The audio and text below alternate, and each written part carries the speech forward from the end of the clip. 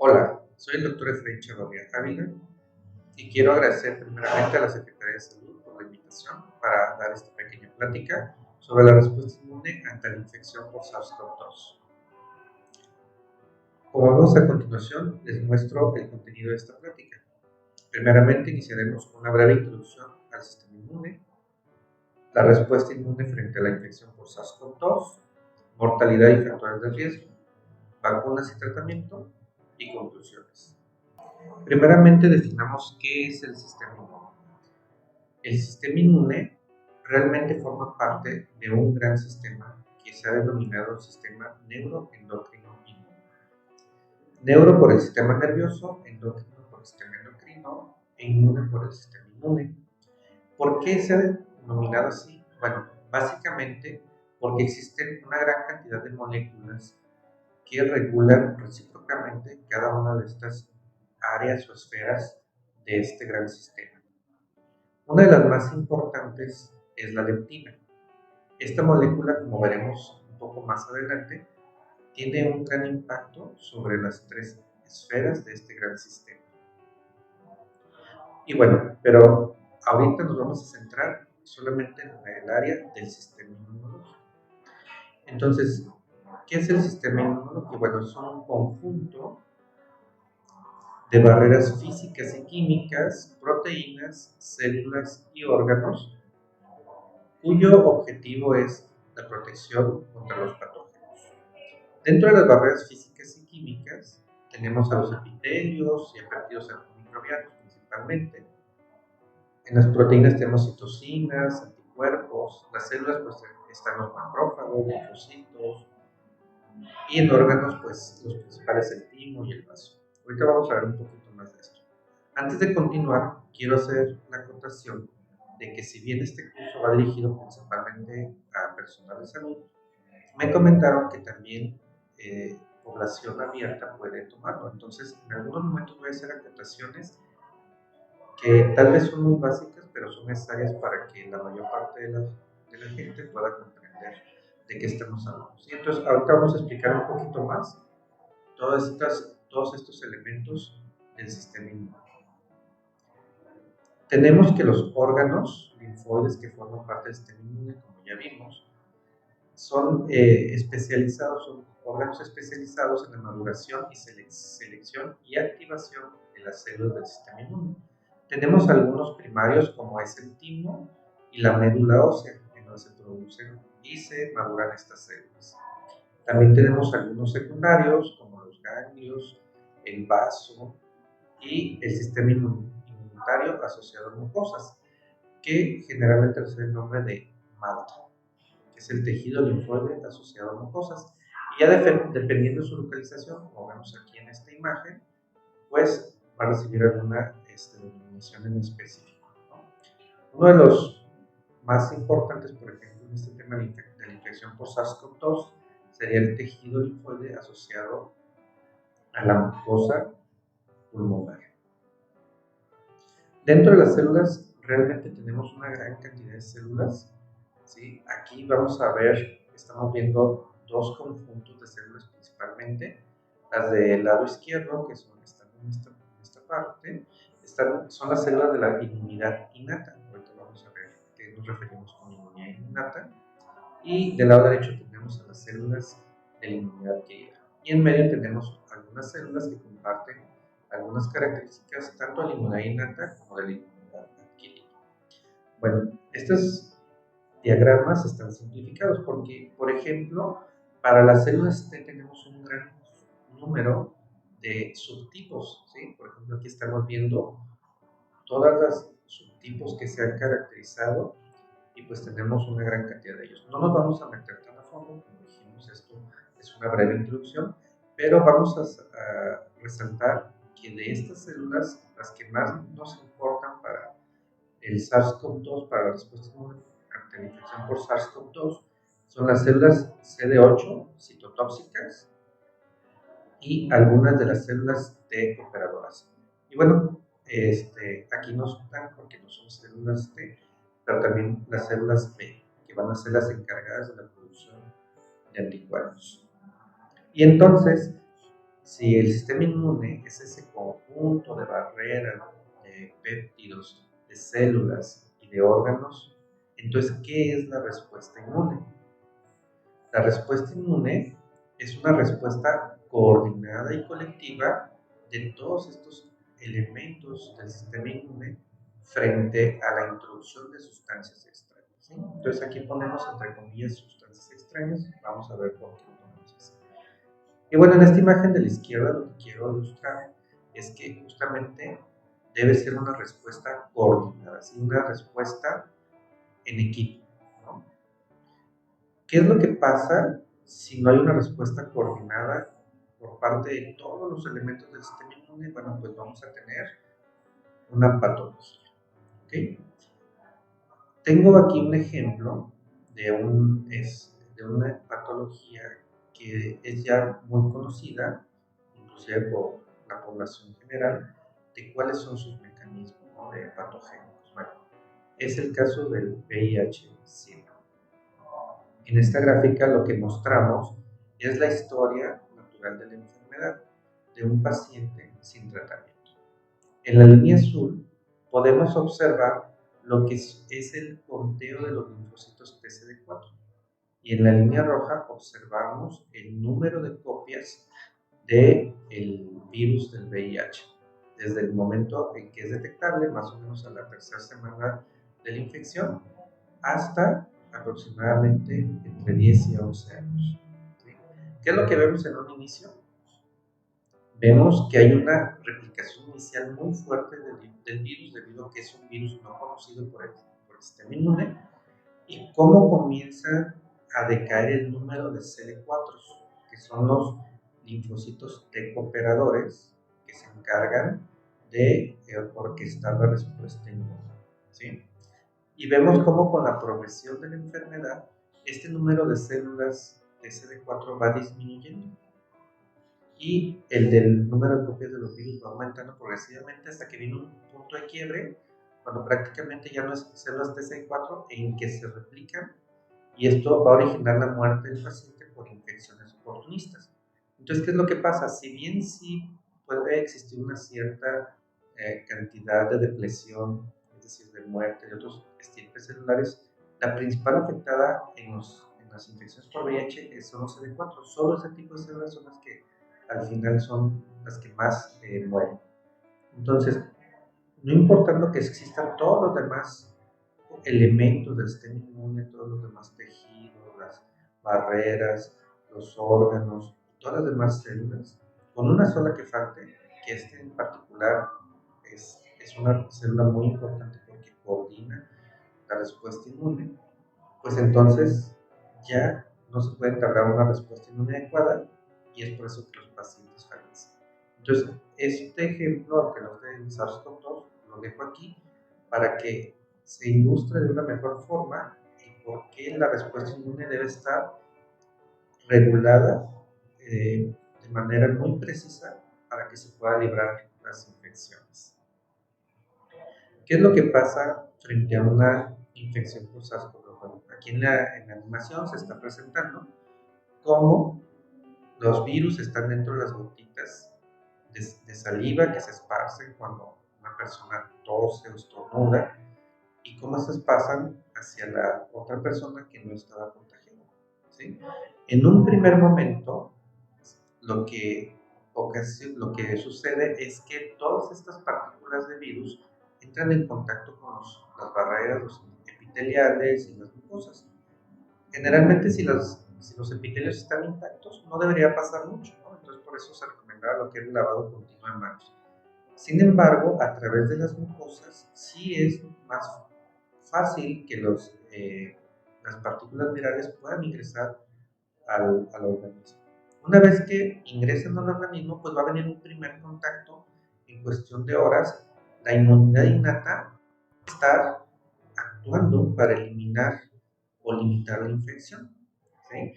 Y al ser un patógeno nuevo, pues se va a tener una respuesta inmune de manera general, en donde intervienen principalmente los fagocitos, como neutrófilos, macrófagos, y las células dendríticas, que son las células también que se encargan de, se les denomina presentadoras de antígeno profesionales, ¿verdad? Para que procesar este patógeno y presentarlo a la inmunidad adquirida, que es el segundo momento, que ya se lleva a cabo en cuestión de días, ¿sí? Aquí entran en juego lo que son los linfocitos T, que ya los hemos mencionado, se llaman linfocitos TH, la H es de helper en inglés, linfocitos T cooperadores, que interactúan principalmente con células dendríticas para reconocer los antígenos.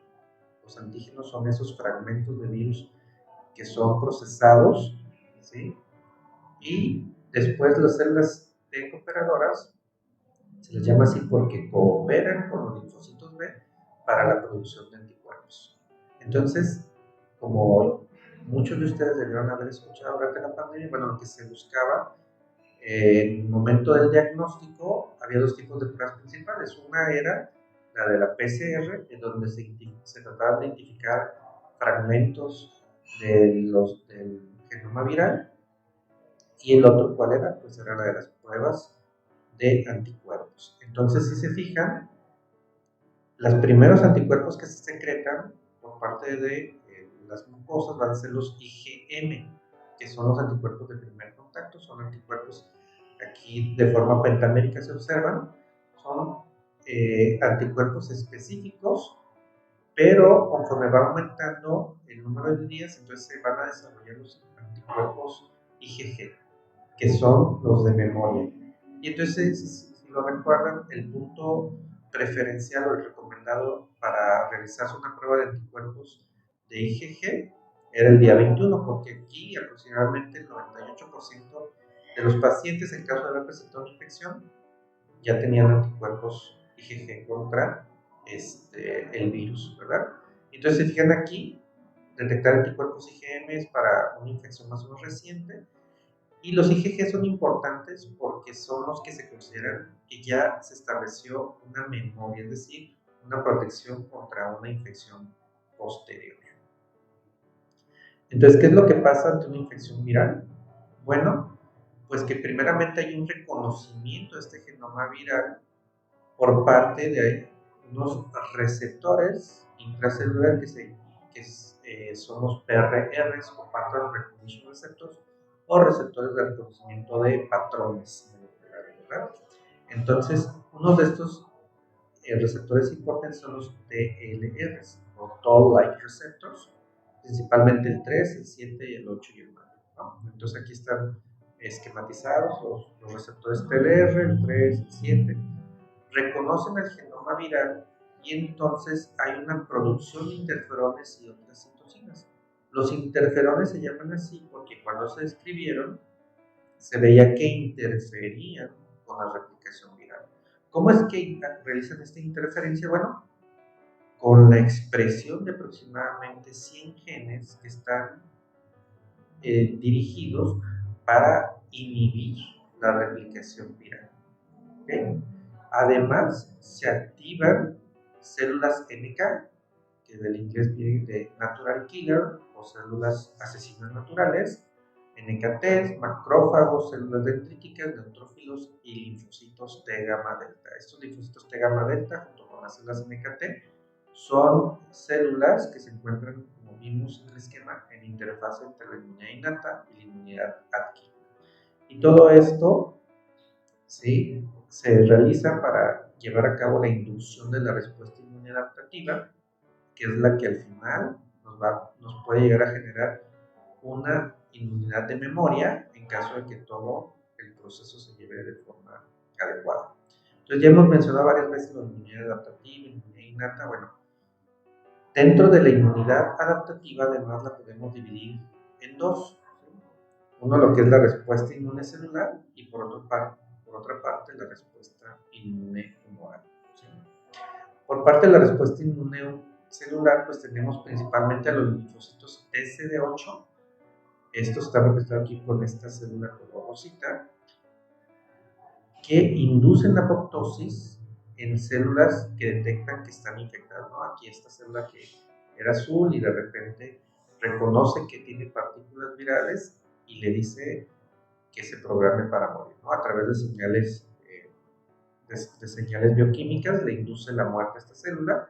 Sin embargo, si bien las CD8 son importantes en este tipo de inmunidad, para el SARS-CoV-2 son más importantes las TCD4, ya que cooperan con la inducción de respuestas mediadas tanto por células TCD8, pero también por anticuerpos, ¿no? En cuanto a la inmunidad humoral, pues el fin de la inmunidad humoral es la neutralización, la ozonización y la citotoxicidad mediada por anticuerpos. Estos elementos blanquecinos que están aquí representan a los anticuerpos que van a ayudar a la eliminación de los virus o de células infectadas, pero también son los que van a generar la inmunidad a largo plazo. Es decir, que tengamos anticuerpos contra una posible nueva infección, ¿verdad? Una reinfección. Pero aquí algo muy importante. Son tan específicos estos anticuerpos que solo nos protegen contra el mismo virus, ¿sí? Y bueno, como vamos a ver un poquito más adelante, qué fue lo que pasó con el SARS-CoV-2, ¿no? Y dice, debido a que los virus se replican dentro de la célula, la resolución de la infección está principalmente mediada por las células T. Entonces vamos a entrar un poquito más a detalle en la respuesta inmune frente a la infección por SARS-CoV-2. Miren, las infecciones virales rara vez son letales. Eso es lo que se manejaba en la literatura o se puede seguir manejando. Ahorita vamos a ver por qué les menciono esto. Porque la mortalidad generalmente solo ocurre cuando los virus saltan entre especies, como son el caso del ébola, del VIH, o cuando los virus sufren cambios antigénicos mayores, como en el caso de la influenza. Entonces, no sé si recuerdan, pero había, anterior a esta pandemia, hubo la situación de la influenza aviar, que se había recombinado virus porcinos con virus aviares, ¿no? Y que además también con humanos, por eso pueden infectar humanos, ¿ok? En ese entonces, en 2009, pues no pasó como pasó en esta ocasión con el SARS-CoV-2, ¿no? Y hay otro estado cuando también los virus pueden llegar a ser mortales, que es la inmunosupresión, ¿no? Por ejemplo, los individuos con injertos, es decir, los que han pasado por un proceso de trasplante, a estas personas se les da medicamento inmunosupresor, es decir, que van a estar limitando la respuesta inmune. Y si bien esto ayuda para que no rechacen el injerto, por otro lado los va a predisponer a infección, ¿verdad? Y bueno, un estado de inmunosupresión, digamos, no inducido por fármacos, pues es el cierre. Entonces, solo en estos casos, los virus pueden generar altas tasas de mortalidad. En el caso del SARS-CoV-2, sí fue un problema muy grande y claro que seguramente por las vacunas se limitó que fuera mayor, pero ya cuando se revisa la literatura en retrospectiva, vemos que realmente se cumple un poco eso de que no fue tan letal, porque la tasa de letalidad a nivel mundial fue más o menos el 2%, 2.5%. En México, lamentablemente, fue uno de los países en donde la mortalidad fue de las mayores, estuvo por arriba del 8%, y todavía más lamentable fue el hecho de que la mortalidad en personal de salud fue mayor, ¿verdad? Ahorita yo no me voy a meter en cuestiones de por qué sucedió esto, solamente mencionarlo, ¿no? Bueno, entonces, ¿qué es lo que se conocía del SARS-CoV-2? Bueno, que los pacientes asintomáticos y sintomáticos secretaban cargas virales similares, es decir, no había una asociación entre la carga viral y la presentación de la enfermedad, sino que por alguna razón las personas que no tenían síntomas no desarrollaban, pero era independiente de su carga viral, es decir, era por el tipo de respuesta inmune que habían desarrollado. Bueno, el tiempo de incubación, que si bien es de los 7 días, pero hasta los 14 días podía darse. Esto en función de que, bueno, de estar viendo justamente el proceso inmunopatológico, ¿verdad? Es decir, aquí lo que se estaba observando es que por alguna razón la inmunidad innata no estaba siendo suficiente para librar la infección, ¿verdad? También que se observó que había una disminución de los TSD8, que son los citotóxicos, y los TSD4, que son los cooperadores que que ayudan a generar los anticuerpos, es decir, estas células estaban muriendo. ¿Sí? Elevación de marcadores de inflamación, como la PCR, que es proteína C reactiva, velocidad de sedimentación globular, enzimas hepáticas y en particular también el dímero D, ¿verdad? Que estuvo asociado con cuestiones de coagulación. Okay. Elevación de IgGs en etapas tardías para controlar la infección. Y algo que también estuvo muy documentado fue que en los pacientes en donde había un SARS-CoV-2 complicado, inclusive se llegaba a la muerte, pues ocurría lo que se conoce como una tormenta de citocinas. ¿Qué es esto? Pues es una respuesta anormal, una respuesta exacerbada, no coordinada, no controlada de las células del sistema inmune, en donde estas al entran en un estado como de pánico, podríamos decirlo así, y empiezan a tratar de eliminar el virus, secretando todo lo que tienen, pero esto, en lugar de ayudar, ¿qué es lo que realiza? Bueno, realiza un mayor daño al propio organismo, ¿no? Que en algunas ocasiones llevaba a lo que era una falla multiorgánica y lamentablemente la muerte, ¿verdad? ¿Qué no se conocía, por ejemplo? Pues la fuente específica de estas citocinas. Si eran las células T, las células dendríticas, los macrófagos. Hoy en día, pues se apunta que eran las células T, pero bueno, todavía faltan más estudios para poderlo confirmar. Ahora, si el SARS-CoV-2 podía infectar o no a estas células T, debido a que se veía que había una disminución, ¿no? Y qué tanto podía o no podía infectar órganos linfoides e inducir apoptosis para justamente resolver esta situación de que había una disminución de las células T. Los glucocorticoides, cómo estaban actuando, si estaban contribuyendo a la linfopenia, que también fue una situación que se estuvo reportando. Y bueno, las características inmunológicas de las personas asintomáticas, es decir, ¿qué diferenciaba que se presentara o no se presentara la infección? ¿Qué es lo que se tuvo certeza? Bueno, que la respuesta inmune rápida y bien controlada es la clave para superar las infecciones, pues también la de SARS-CoV-2, ¿sí? Entonces aquí veíamos cómo la enfermedad contiene una presentación leve, mild, es moderada en inglés. Bueno, había una expansión clonal primero de las células T y quedaron algunas células T de memoria y ya las demás se programaban para conectar. Pero en una enfermedad severa, pues había muy pocas células de memoria porque no hubo una buena expansión clonal y además había una muerte también de estas células, ¿no? Y bueno, un subconjunto de células T que está implicadas en muchos procesos autoinmunes, pero que al parecer también se implicó en la inmunopatología después de una infección por SARS-CoV-2, pues son las células TH17. En algún momento se pensó que había una luz al final del túnel, ya que el 100% de los pacientes que se recuperaron presentaban TCD4 de memoria contra el SARS-CoV-2, 70% presentaban TCD8, que son los citotóxicos, y 100% presentaban IgGs, o sea, anticuerpos de memoria. Entonces, pues se pensó en ese momento que, bueno, si te daba la infección y no te morías, bueno, entonces ya ibas a estar protegido. Sin embargo, ¿qué fue lo que pasó? Bueno, que desde esos primeros más o menos 8 meses después, ¿sí? En agosto, si tomamos en cuenta que comenzó en diciembre en China, para agosto de 2020 ya se estaban presentando el primer caso de reinfección. Entonces, ¿qué pasó aquí? Si todos presentaban células de memoria, anticuerpos, y se podía responder contra las proteínas virales, ¿qué fue lo que pasó?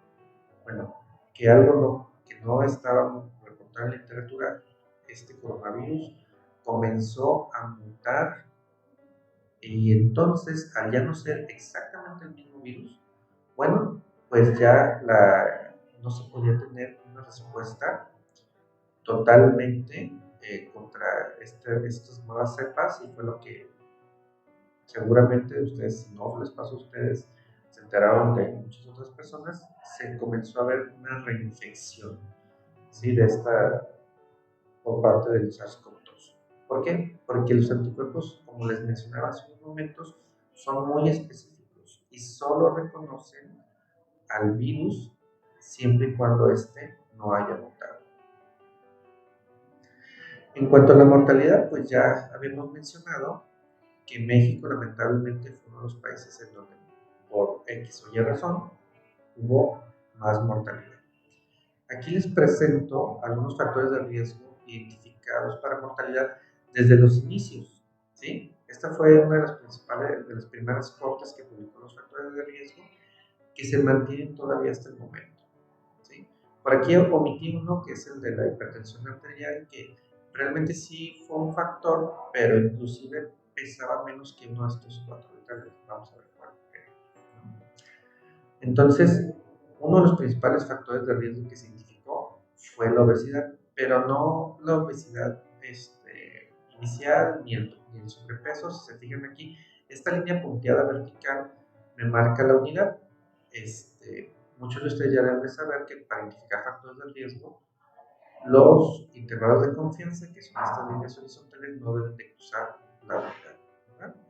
Entonces, en este caso observamos que tenemos dos grupos en los cuales hay el riesgo mayor de mortalidad por una infección SARS-CoV-2. Uno son las personas con un Body Mass Index o índice de masa corporal menor a 18.5 y los otros los que presentaban ya obesidad mórbida, mayor de 40 kilogramos por metro cuadrado.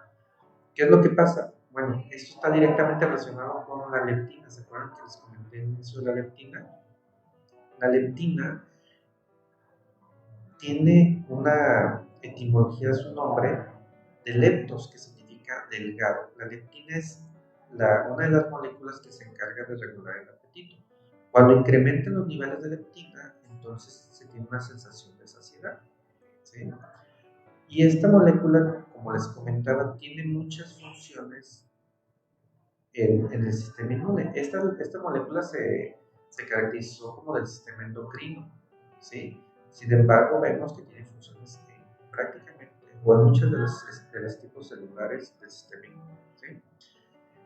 Esta molécula, además de tener esta función sobre el sistema inmune, sirve como una medida de cuánta energía está almacenada en el cuerpo. Es decir, si hay mucho tejido adiposo, hay mucha leptina. Si hay poco tejido adiposo, hay poca leptina. Entonces, ¿qué es lo que pasa en las personas que tienen desnutrición, que tienen un bajo peso de acuerdo a su talla? Bueno, lo que pasa es que el organismo, al ver que hay poca energía disponible para entablar una respuesta inmune adecuada, entonces limita esta respuesta inmune porque preserva la energía para las funciones vitales, que serían las del sistema nervioso y cardiopulmonares. Entonces, por eso la respuesta inmune no es adecuada y estas personas con desnutrición tienen una mayor mortalidad. En el caso de la obesidad mórbida, pues es al revés.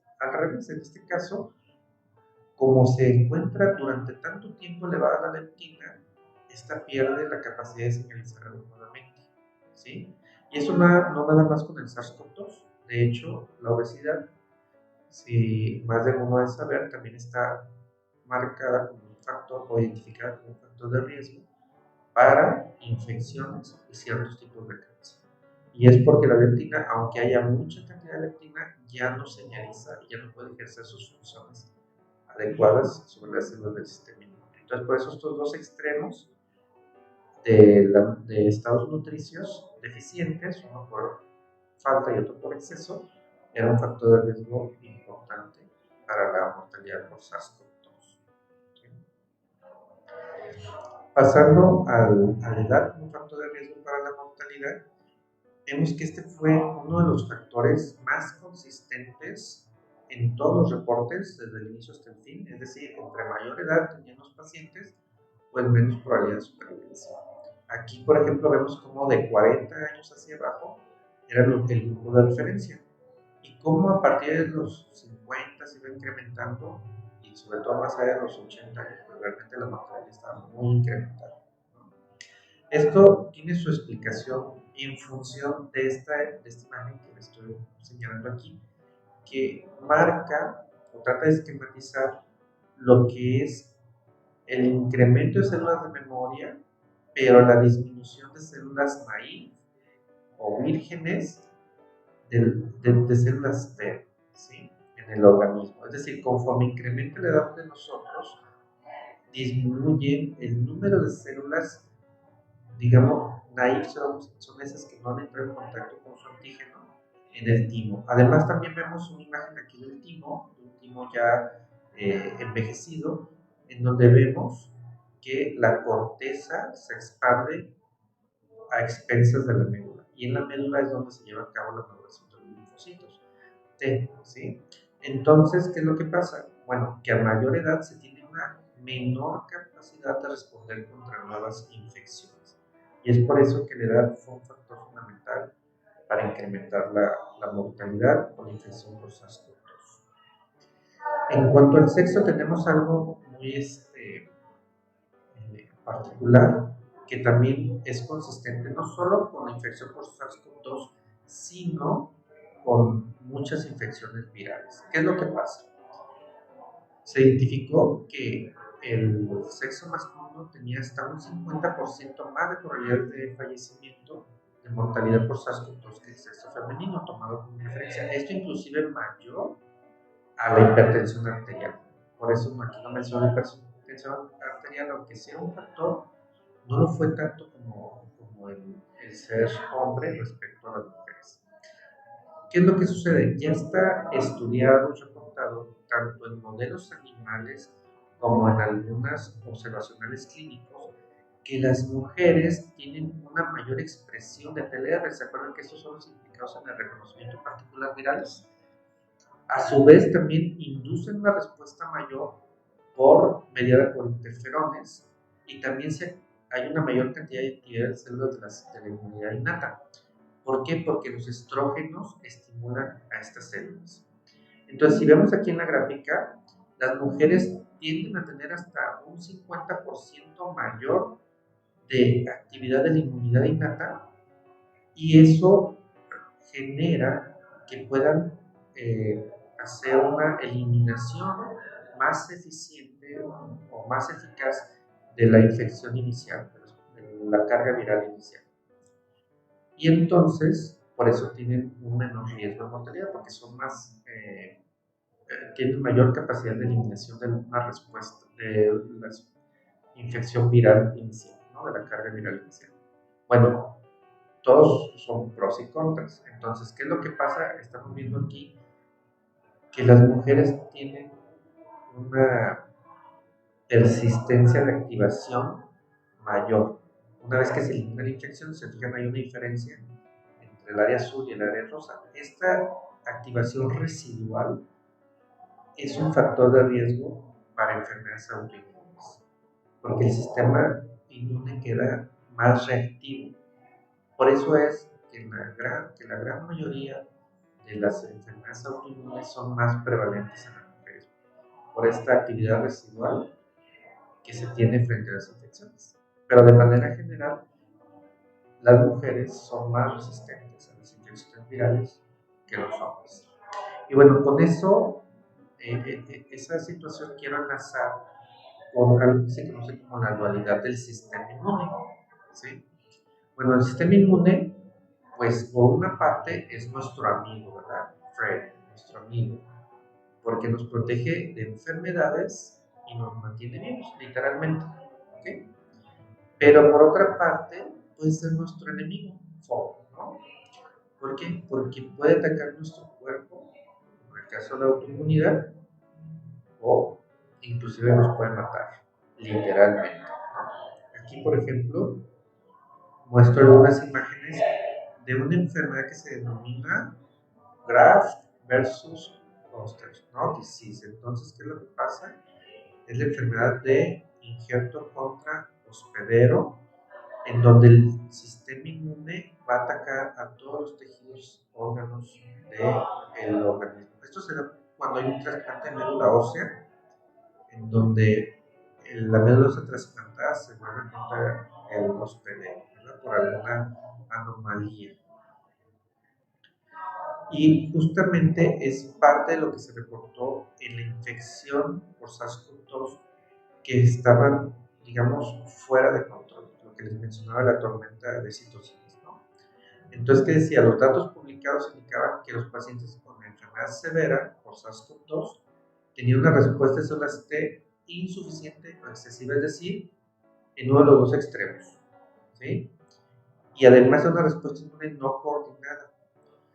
¿Y qué es lo que pasó? Bueno, que se empezó a reportar que los pacientes con SARS-CoV-2 severo o long, ¿verdad? O largo, SARS-CoV-2, el COVID largo o long, tenían pues daños o implicaciones neurológicas, renales, hepáticas, gastrointestinales, de tromboembolismos, cardíacas, endocrinas, inclusive dermatológicas, ¿verdad? Entonces, y esto ya no era, estas complicaciones no eran causadas en sí por el virus, sino por el sistema inmune que estaba tratando de eliminar el virus, pero al estar descontrolada la respuesta inmune, pues comenzaba a generar daños en los órganos y tejidos. ¿Okay? ¿Qué es el long COVID que mencionábamos? Bueno, el long COVID se caracterizó por la presencia de síntomas como fatiga, disnea, disfunción cognitiva y desorden mental, al menos 4 semanas después del inicio de los síntomas agudos, y se identificaron como factores de riesgo de la edad avanzada, como ya veíamos, el ser mujer, también por la razón de la exacerbación de la respuesta inmune, comorbilidades preexistentes, el COVID severo o una respuesta inmune moral pobre después de la vacunación, es decir, que no se logró inducir una protección adecuada, ¿verdad? Y entonces, con esto pasamos a lo que son las vacunas y tratamiento. Ok, realmente las vacunas, como ustedes lo tienen ya, digamos, conocimiento al menos general, pues las vacunas se desarrollaron en un tiempo récord. Y ha habido muchos estudios, sin embargo, me voy a centrar en uno que el personal de salud generalmente va a estar más familiarizado con la asociación Cochrane, pero a los que no son de personal de salud les comentamos que la organización Cochrane es una organización internacional que se encarga de estar realizando estudios, es decir, existen algunos estudios clínicos en donde se van a ver ciertos elementos y la organización Cochrane se encarga de reanalizar todos esos datos que justamente después van a servir para dictaminar o para hacer los lineamientos de las guías clínicas y otros auxiliares diagnósticos para los niños, ¿no? Entonces, ¿qué es lo que pasa? En este estudio que les presento, se toman en cuenta aproximadamente 500,000 de personas, se evaluaron diferentes vacunas. Aquí se los dejé en inglés, pero se los voy traduciendo. Se los dejé en inglés justamente para que vean que yo no estoy haciendo una interpretación de los resultados, sino que estos son los principales hallazgos que ellos reportan. Y aquí mencionan que la vacuna Pfizer, Moderna, AstraZeneca, Sinopharm y la Bharat fueron las que produjeron la mayor reducción en el número de personas con COVID-19. ¿Qué es lo que está diciendo aquí? Es que pues, las vacunas realmente no protegían contra la infección como tal, con todas las mutaciones que dijimos que estaba generando el SARS-CoV-2, pero protegían contra el COVID sintomático. ¿Sí? Entonces, por ejemplo, vemos aquí la de Pfizer, que aproximadamente protegía en un 98%, la de Moderna en un 93%, y vemos aquí un caso, la CureVac, realmente esta protegía muy poco, miren, 48%, entonces realmente esta estaba teniendo una muy baja eficacia. ¿Sí? Acá vemos, por ejemplo, la de Sinovac, que esta se aplicó en la gran mayoría de las instituciones públicas en México, en donde los resultados eran un poquito contrarios entre dos estudios y en promedio estaban protegiendo aproximadamente 70%. ¿Sí? Y bueno, las demás vacunas, estas no tuvieron tanta eficacia, 72, 78, 78% aproximadamente, ¿no? Lo que era la Bharat, la Sinopharm. Ok. Aquí, por ejemplo, vemos un estudio también de las vacunas y el long COVID, ¿sí? Entonces, si vemos, en este estudio había más de 750,000 casos estudiados y la protección contra el COVID largo o long COVID fue aproximadamente del 71%, ¿sí? A lo largo de un promedio de todas las vacunas. Vemos que es un promedio porque vemos que algunos tenían una alta protección y otros no tanto. Ok. En cuanto a la mortalidad, aquí comparadas contra placebo, ¿sí? ¿Qué es lo que pasó? Bueno, que algunas vacunas al parecer estaban causando un poco más de mortalidad que el placebo. Sin embargo, al ser un número reducido de casos, no se pudo tener la evidencia suficiente para decir que estaban asociadas a una mayor mortalidad. Por ejemplo, aquí vemos el caso del CureVac, ¿no?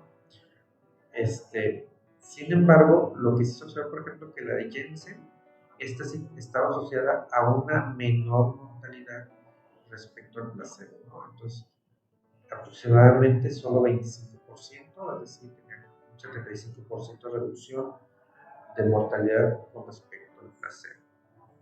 Y bueno, el tratamiento.